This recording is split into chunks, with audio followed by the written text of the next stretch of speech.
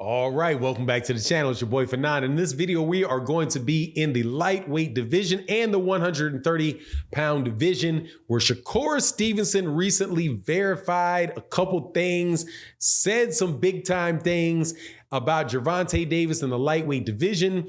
Let's talk about that in this video.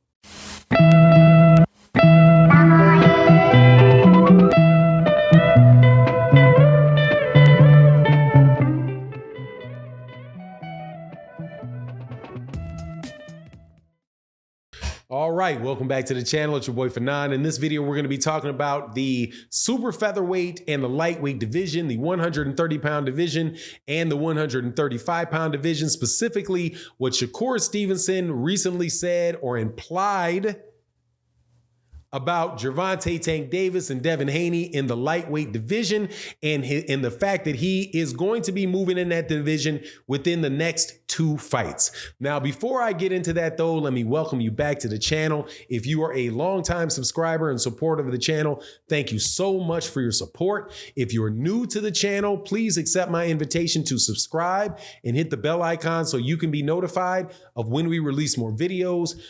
Your support on the channel will be greatly appreciated. And we also have really good live stream conversations and video and conversations in video format on a daily basis. So there's always something good to talk about on the channel. So accept the invitation, man. Hit that subscribe button. So let's chop it up, man. $1 Million Worth of Game podcast. Checked out the latest episode. Very, very good podcast. A lot of humor, a lot of comedy. Very good stuff. And they interviewed Shakur Stevenson, who is the WBO and the WBC super featherweight champion of the world, 130-pound champion of the world. Recently just got done beating Oscar Valdez. And before that, he beat Jamel Herring. So back-to-back 1 belts and unified that quick in the 130-pound division. He was interviewed and was talking about what his plans are next. And pretty much he said that he was looking to move up into the 135-pound division, and was asked, what about, the question, what about Gervonta Davis? What about Devin Haney?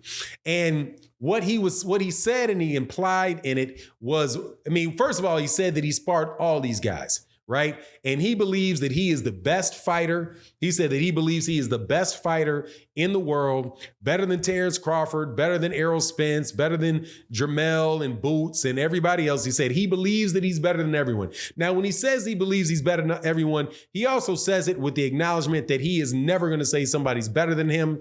That's the competitive mind frame that he has to keep in order to be at his best, right? So, but he says taking himself out of it, he gave who he thought some of the best fighters in the world were. Now, when talking about Gervonta Davis, though, he said something indirect, but look, I'm not in the business indirect, okay? If you're being indirect about it, I'm just gonna put it on you, because it's very obvious what you're implying. You're not denying that you're implying it. You're not confirming that you're implying it, and you ain't denying that you're implying it. And if the shoe fits, wear it. It is what it is. So forgive me if I put words in your mouth, but if you try to talk around the subject and imply it in a fashion where you're not gonna have it put on you, I ain't trying to hear that. Gosh, man, I'm sorry, man. Gilly the Kid asked him, and the other co-hosts, please forgive me for not knowing their names. Like, I don't watch a lot of these podcasts, and I'm not up on the Philadelphia rap scene much. So, forgive me for not Gilly the Kid. I believe it's Gilly the Kid. I don't think it's Gilly the Kid. I think it's Gilly the Kid out of Philadelphia, who really does know his boxing, man. He's very, very on his boxing, clearly. Boxing fan, knows how to break down fights, all of that stuff. So he basically is talking about Tank and talking about the difference between, where you have to pick a very good fighter. You got to go with the guy that has the best defense, right? And Shakur's like, yeah. So like the way Shakur was brought into the game was to make sure that you hit and you don't get hit. And he said, if somebody's only chance is to beat me, only chance he has is to beat me, is to knock me out. He's already lost the fight. And Gilly the Kid asked him specifically, so he's like, all right, so you're talking about Tank because Tank is the big knockout puncher, right?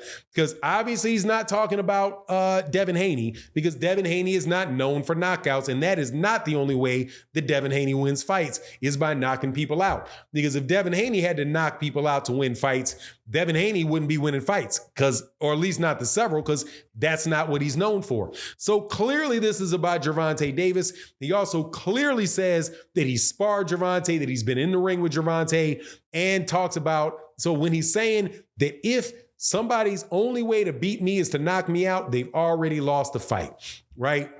Because they're not knocking me out. I fight in a way where I can stand in front of you, hit you, and at the same time, not get hit. So, and he said he is moving to 135 pounds. He's moving to 135 pounds and is looking to take on all the big names.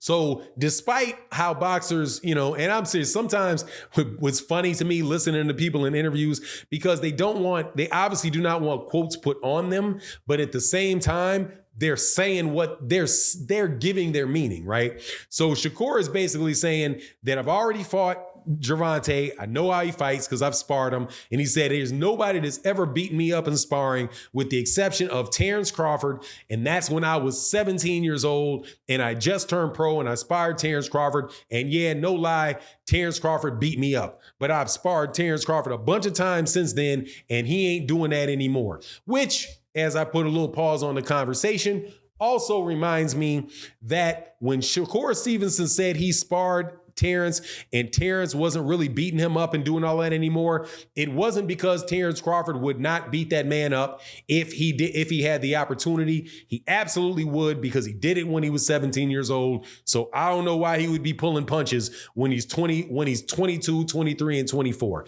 However, Shakur did acknowledge that you really can't make a lot off of sparring, because people may be going in there and saying, hey man, you got to beat this guy up with just a jab, right? Or you got to beat this guy without the jab. You just got to come forward and you just got to strictly work the body, or you got to fight in this way or do that. And you never know what's going on in sparring and what that sparring means, because you don't know what the intention of the person's practice was. So when people are out here showing people, videos of guys beating up and sparring and doing that in sparring, they're like, man, that stuff doesn't really mean anything. And not to take that too far, right? However, Shakur Stevenson is without a doubt saying that Gervonta Davis can't beat him because his only shot is to knock him out. Now, my personal opinion is I think that is seriously underestimating Gervonta Davis.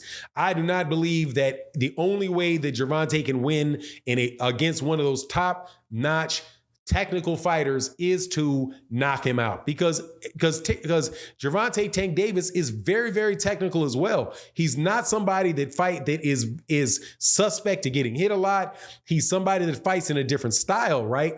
Than other guys do. And he does get knockouts, but that doesn't mean that the only way that he can beat you is by knocking you out. There have been times when he has decided that he was going to walk a guy down and knock him out, and that is available. So shoot, he may decide with Shakur, no, I'm going to walk you down and I'm going to knock you out. If you can't hit me hard enough, trust me, at a certain point in time, I'm going to connect on you.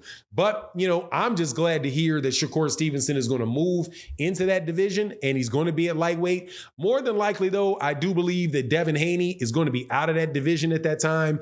I don't think he's going to be there more than 2 or 3 more fights, just because he's so big, because he's taller. He's a bigger guy and looks like he's going to be at 140 and 147. But it is what it is. We'll see what happens. Anyway, just wanted to share that with you.